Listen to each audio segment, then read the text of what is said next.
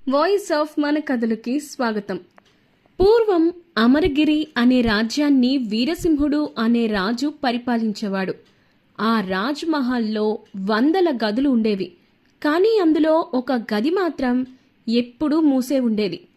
ఆ గది ముందు ఇద్దరు సైనికులు 24 గంటలు కాపలా కాసేవారు. రాజుగారి అనుమతి లేకుండా ఆ గది దగ్గరికి కూడా ఎవ్వరూ వెళ్లకూడదనే ఆజ్ఞ ఉండేది. ఆ విషయం గురించి రాజ్యంలో ఎన్నో కథలు వినిపించేవి. ఆ గదిలో అమూల్యమైన నిధి ఉందట అని కొంతమంది చెప్పేవాళ్ళు. కాదు శత్రురాజు దగ్గర నుంచి తెచ్చిన రహస్య ఆయుధం ఉందట అని మరికొంతమంది చెప్పేవాళ్ళు. కానీ ఆ గదిని చూసిన వాళ్ళు మాత్రం ఎవ్వరూ లేరు. ఒకరోజు రాజ్యసభలోకి ఒక కొత్త మంత్రి వచ్చాడు. అతని పేరు చంద్రశేఖరుడు. చాలా తెలివైనవాడు, కానీ అంతే ప్రశాంతంగా ఉండేవాడు. రాజ్మహల్లోకి వచ్చిన మొదటి రోజే ఆ మూసేసిన గది అతని కంటపడింది. అతను సైనికుణ్ణి అడిగాడు, ఈ గదిలో ఏముంది అని. సైనికుడు వెంటనే చేతులు జోడించి, క్షమించండి ప్రభూ, ఈ ప్రశ్నకు సమాధానం చెప్పకూడదని మాకు ఆజ్ఞ ఉంది అనగానే మంత్రి చిరునవ్వు నవ్వి అక్కడి నుంచి వెళ్ళిపోయాడు. కానీ ఆ గది మాత్రం అతని మనసులో నుంచి పోవట్లా. మరుసటి రోజు రాజుగారు స్వయంగా అతన్ని పిలిచి, మంత్రిగారు, నిన్న మీరు ఆ గది గురించి అడిగారట అన్నారు. అవునండి అన్నారు మంత్రి. ఆ గది రహస్యం తెలుసుకోవాలనే ఆసక్తి ఉంది అన్నాడు. రాజుగారు కొద్దిసేపు మౌనంగా ఉండి, ఆ గదిని తెరవడానికి నేను ఒక్కళ్ళకే అనుమతిస్తాను, కానీ లోపల చూసిన తర్వాత అక్కడ కనిపించిన విషయం ఎవ్వరికీ చెప్పకూడదు. ఆ మాటకు సిద్ధమైతేనే ఇప్పుడే తాళం తీసుకొస్తాను అన్నాడు. రాజసభ మొత్తం నిశ్శబ్దంగా మారిపోయింది. మంత్రి కాసేపు ఆలోచించి, ఆ తర్వాత నేను సిద్ధమే ప్రభు అన్నాడు.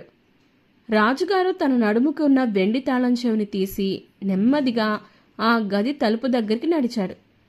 తలుపు తెరుచుకుంది. మంత్రి లోపల అడుగుపెట్టాడు.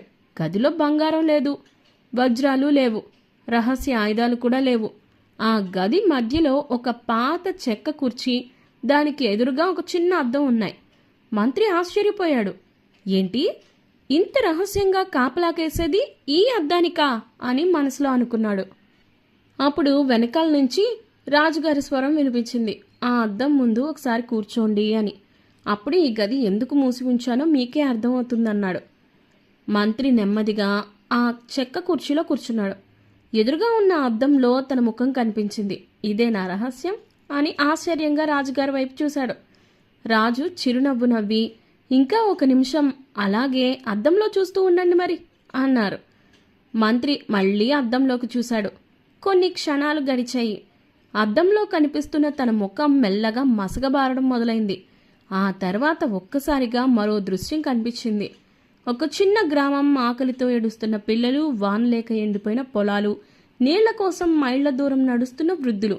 మంత్రి ఆశ్చర్యంతో కుర్చీలోంచి లేచిపోయాడు. మహారాజా, ఇదేంటి, నేను అద్దంలో గ్రామాన్ని చూస్తున్నాను అన్నాడు. రాజు ప్రశాంతంగా మళ్ళీ కూర్చోండి అన్నారు. మంత్రి మరోసారి కూర్చొని ఈసారి అద్దంలో మరో దృశ్యం కనిపించింది. రాజభవనంలో విందులు, బంగారు పాత్రల్లో వడ్డిస్తున్న వంటకాలు, సంగీతం, నాట్యాలు, ఆనందోత్సాహాలతో నిండిపోయిన రాజసభ. మంత్రి మళ్ళీ ఆశ్చర్యపోయాడు. ఒకే అద్దంలో ఎన్ని వేరువేరు దృశ్యాలా అని అడిగాడు. రాజుగారు నెమ్మదిగా అతని పక్కన నిలబడి, ఈ అద్దం ముఖాన్ని చూపించదు, బాధ్యతని చూపిస్తుంది అన్నాడు. మంత్రి అర్థం కాక రాజుగారి వైపు చూశాడు.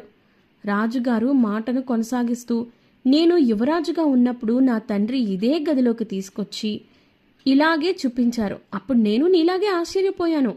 ఈ అద్దం ఎందుకు ఇలా చూపిస్తుందని అడిగాను. అప్పుడు ఆయన ఒక మాట చెప్పారు. రాజు తన ముఖాన్ని చూసుకుంటూ పాలిస్తే ప్రజలు కష్టపడతారు, కానీ ప్రజల కష్టాలను చూసుకుంటూ పాలిస్తే రాజ్యం సుభిక్షంగా ఉంటుంది అన్నాడు. ఆ మాటను నేను ఎప్పటికీ మర్చిపోలేను అని అనక మంత్రి మళ్ళీ అద్దంలోకి చూశాడు. ఈసారి తన ముఖమే కనిపించింది, కానీ ఆ ముఖంలో గర్వం లేదు, బాధ్యత మాత్రమే కనిపించింది. కొద్దిసేపు గదిలో నిశ్శబ్దం నెలకొని మంత్రి నెమ్మదిగా రాజుగారి వైపు తిరిగి, ఇప్పుడు అర్థమైంది ప్రభు, మీరు ఈ గది ఎందుకు రహస్యంగా ఉంచారో అని. రాజుగారు నవ్వుతూ అడిగారు, ఏమర్థమైంది నీకు చెప్పు అని అనగానే మంత్రి వినయంగా తల వంచి, ఈ గదిలో ఉన్న రహస్యం అర్థం కాదు ప్రభు. ప్రతిరోజు అధికారంలో ఉన్నవాడు ముందుగా తన బాధ్యతల్ని గుర్తు చేసే పాఠమే ఈ గదిలో ఉంది అన్నాడు. రాజుగారి కళ్ళల్లో సంతోషం మెరిసింది. అందుకే ఈ గదిలోకి నేను ప్రతి కొత్త మంత్రిని తీసుకొస్తాను. కానీ దీని గురించి బయట ఎవరికి చెప్పొద్దని చెప్తాను. ఎందుకంటే ఈ గదిలో ఉన్న రహస్యం వింటే అర్థం కాదు, అనుభవిస్తేనే అర్థమవుతుంది అన్నారు. మంత్రి చేతులు జోడించి నమస్కరించి ఆ రోజు నుంచి రాజ్యంలో ఏ నిర్ణయం తీసుకునే ముందైనా మంత్రి తన మనసులో ఒకసారి ఆ అర్థాన్ని గుర్తు చేసుకునేవాడు. ఈ నిర్ణయం వల్ల ప్రజలకు మేలు జరుగుతుందా లేదా అనే ప్రశ్నకు సమాధానం దొరికిన తర్వాతే రాజుగారికి తన సలహా ఇచ్చేవాడు. అందుకే ఆ రాజ్యం చాలా సంవత్సరాలు సుఖశాంతులతో వెలిగిపోయిందని చెప్తూ ఉంటారు. ఇలాంటి మరెన్నో ఆసక్తికరమైన కథల కోసం మా ఛానల్ను ఇప్పుడే సబ్స్క్రైబ్ చేసుకోండి. పక్కనే ఉన్న బెల్ ఐకాన్ని ట్యాప్ చేయండి.